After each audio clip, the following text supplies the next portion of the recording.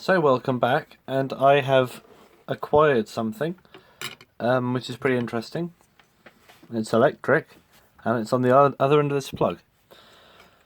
But first of all, just want to make a quick announcement. Remember this thing? I have replaced the old paint in the hands.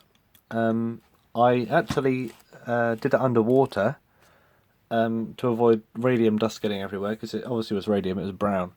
I actually did it underwater, and it seems to work pretty well. Then I flushed it down the toilet, not the hands, the paint in the water, and hopefully that would have prevented any radium dust escaping into the atmosphere. So that seemed to work pretty well. And as the paint I have is a bit lumpy, I can't really stir it out very well. I don't know what I'm doing wrong. I just put a bit of plain sellotape on the back of each hand, trimmed it around very carefully, and then painted on the front of it, because otherwise it just wouldn't cling to the hands. They're too small and thin for the paint to really cling into them. They're great for coating stuff with, but in terms of supporting themselves inside of a hand like that, it's not the best paint for it, unless I've just mixed it wrong. But yeah, this is still working very well, keeping time. Haven't managed to identify it, but I did find some very slight markings. I've got my little magnifier here. Slight markings on the top. Can you see in there? Move in the lens. There's some there and some there. And there would have been some text probably. At the top of there, maybe the name of a jeweler. So it probably wouldn't have been that helpful in terms of finding out who made this thing. So I'll just show you a picture of the movement again, in case there's anyone out there who knows about these 8-day Swiss things, and if it can focus, there we go, and who might have actually made it. No markings on it at all. I've even taken the balance wheel and stuff out, that little thing there, to have a peek underneath it, because sometimes I've heard they put the name on the underneath there. Not a single thing, but at least I got it back together properly. Bit fiddly for me. Oops. So this stays up here, and this is now my main clock, because it keeps great time and it runs for 8 days, and it's very quiet, so it's great to have around. Especially as I'm short on plugs for electrics. Anyway, as I was saying about this thing, yeah, if you know about Westclox, you might be familiar with the model of electric alarm clock that flashes a light before having an alarm that wakes you up. And that's called the Moonbeam.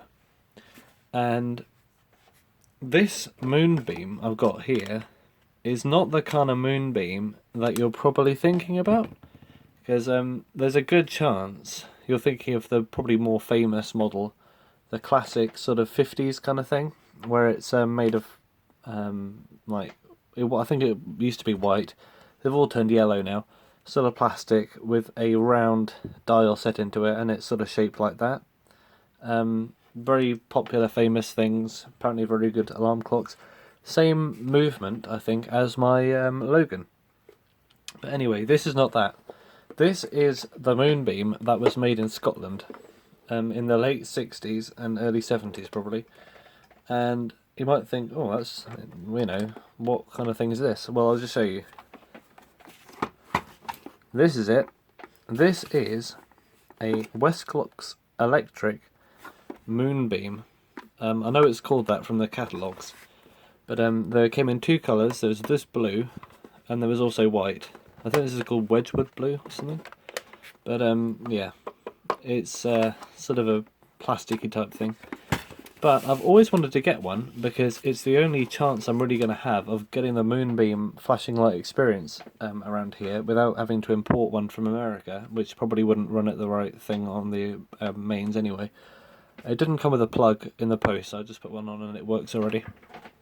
So I thought we could just take a closer look at it and have a comparison, I guess. I mean, I don't have an original Moonbeam here to compare with, but I'm sure someone out there who does have one can watch this for their information, so just plug it in.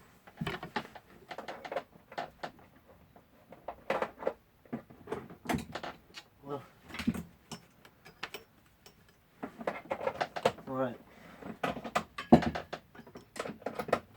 Also plugged in the power supply for the camera because it was running out and I didn't know it was plugged in. probably nearly dead, so let's hope it doesn't die. Let's just check the power on it. Oh well, 49%, it's okay. So as you can see, this is running with a little red sweep hand behind the hands, just there. And it's a pretty lightweight thing, probably, you know, not that heavy at all. Fully plastic case. I think the original one was as well, but it had a metal bit at the back. This is just solid plastic in here. Plastic lens on the front as well. And it's got this interesting reflective kind of, I think it's sort of machine polished dial on here. And it's also got this sort of panel with the Westclox electric, and there's a crown logo on there, which I think they use sometimes later on. I don't know what that means. You see it on a couple of things, but yeah, I'm not sure where the crown comes into Westclox at all. So I'll just, you can see on the back here, it's a 24-hour alarm, which is pretty good. And that red needle there, let me zoom you in, is the alarm, and the dial behind it is actually the time it says on the front. For example, let me just adjust the hands to 6 o'clock, and it turns out it is 6 o'clock, maybe not perfectly aligned in there, I'm sure we can sort that out another time. 6 o'clock, well, between day and night. That's a bit confusing. You'd have thought they would have put AM and PM on there, but no. They separated it between the 6 AM and 6 PM. But this has got a 24-hour clock, I just noticed, so it goes up to 24. So this is 6 AM. Bit early for me to wake up, but I'm sure a lot of people do. So I'm just going to point the needle to the top, because when the needle's at the top, aligned up with that arrow there, that means it's the alarm time.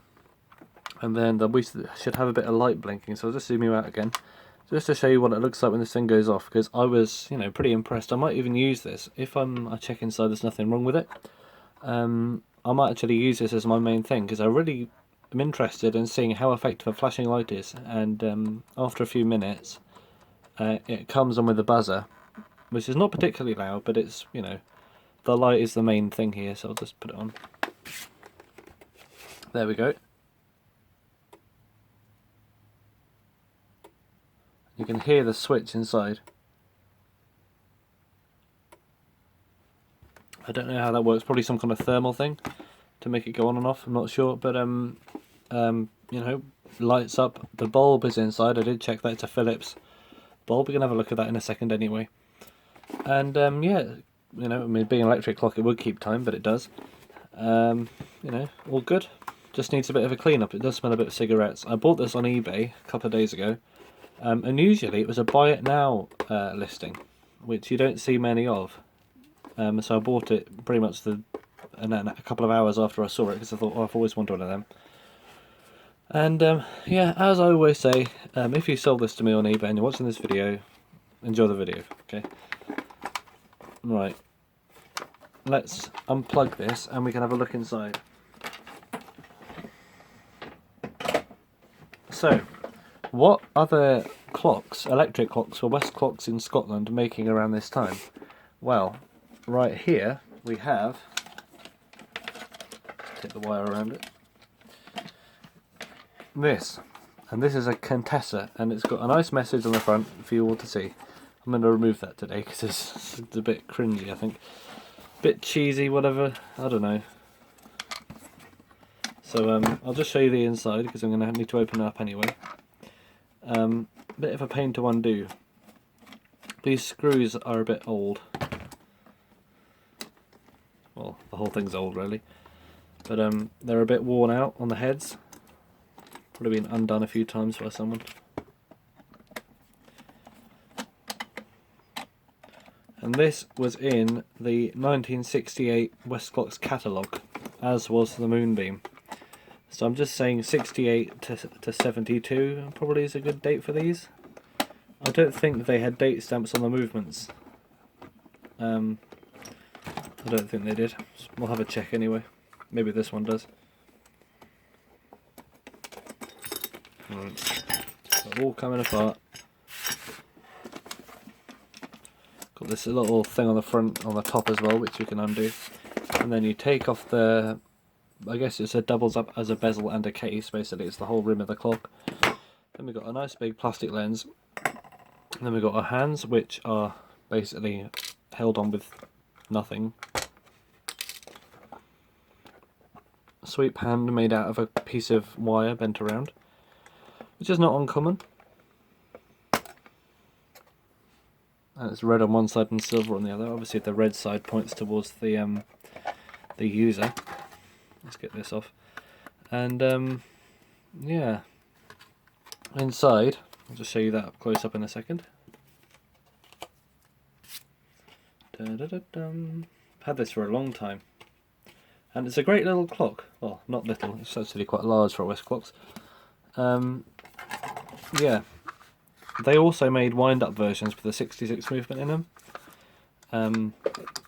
But yeah, this... Oh, it does have a date stamp. What am I talking about? This is 969. Alright. And it's just an aluminium electric movement in there, really. Just a pretty basic looking one. Oops, there goes all the little screwy in things. I'll get them in a second. But time to open up the Moonbeam for the first time. And to open it up, I've just figured this out. You have to, because you need to open this up in case you want to change the bulb. So they tried to make it easy, which is not that easy actually. I think a screw probably would have been easier. You got to sort of squeeze on the edges of the lens and lift it up like that, and then it comes out. Needs a clean. And then we have inside. The bulb is concealed behind this translucent piece of plastic, which is, you know, a lot of them go yellow. This one hasn't, which is pretty nice. We've got a bulb in there, which is not hot. Put that over there. And on this side we have our dial and hands, and I have not attempted to take these off, so I'll do that now. Can I just... probably need to use things. The thing is, I'll set it to 6. So I can put it back on at the same time, so I don't need to bother about realigning anything. I don't know how I'm going to take this off. Like this, maybe? Alright, I'll get back to you afterwards, because this is really a demonstration video. I'm not trying to service this thing on camera. Alright, it was just a case of lightly squeezing with the pliers and rocking and pulling, as a lot of them are. So 6 o'clock, try and remember that. And what's behind the dial? I'm very interested to see. This is unplugged, by the way. Alright. So let's zoom in. And what do we have? Well, we have a very interesting looking kind of electrical setup on around here. Lots of levers and all kinds of shenanigans. I don't really want to go into this too much because I won't know how to put it back together really. I've never come across this kind of stuff. But any date stamp on here? Knowing my luck, it's probably concealed behind something. Let's try and take the whole thing out. Nope.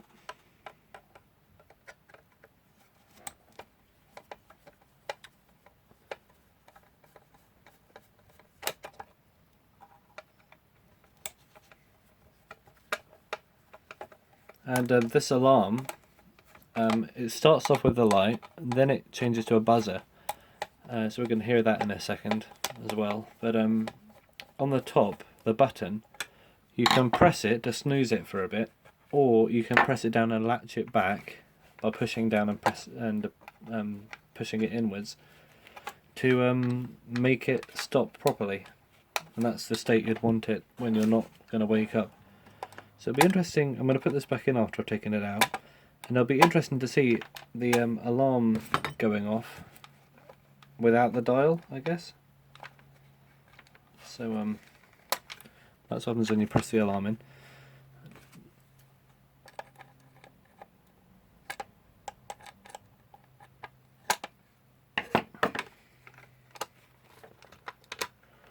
Right, I don't know what I got myself into here.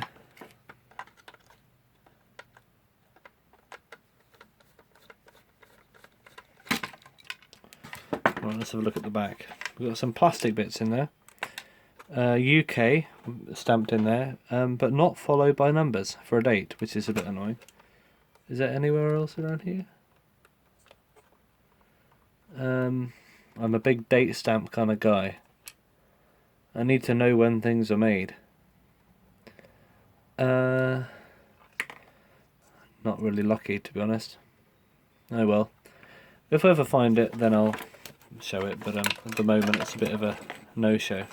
Oh, the whole thing came out. Oops. Right, let's put this back in. At least it's easier now without that plastic bit in there. Alright. Put that back on. I'll just get back to you in a second. Alright, so I've put it back together again. And I've put the sweep hand on there, so I'm just going to plug it in.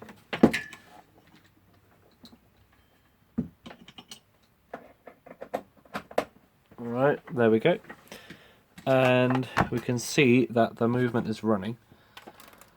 Can you see the rotor in there somewhere? Yeah, twirling around inside. Right, so I'm not going to let it run for too long because it'll get past its 6 o'clock that I set it to. But I'm just going to turn it around so that the alarm goes on. So as you can see, we've got some stuff rotating as I'm turning it around. Alright, it's going off. Nearly there.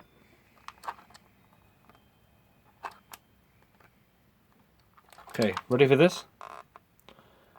Focus the camera first. Oh. Alright, so it is running.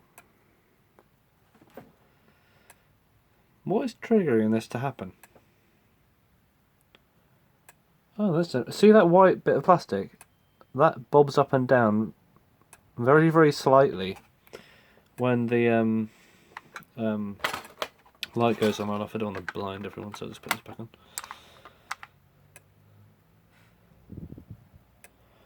I should do the buzzer sometime soon. Maybe it just needs a bit more persuasion. I'll rotate the cam around so it falls in the notch. Maybe that will do it. Yeah.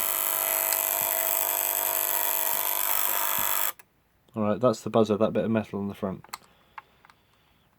Okay, so stop it like that. I don't know why I just pressed that and made it stop for some reason, so I'm just going to trigger it again, just in case I broke it. Don't want to have broken this. I've been trying to get one of these things for such a long time. They're pretty common clocks, but I think there was also one with a bell inside it. I need to get one of those at one point as well. So, first we've got the thing, and then we've got the buzzer. So, press this to snooze it, like that, and maybe it'll come up again somehow. Yeah, alright, I just noticed. So,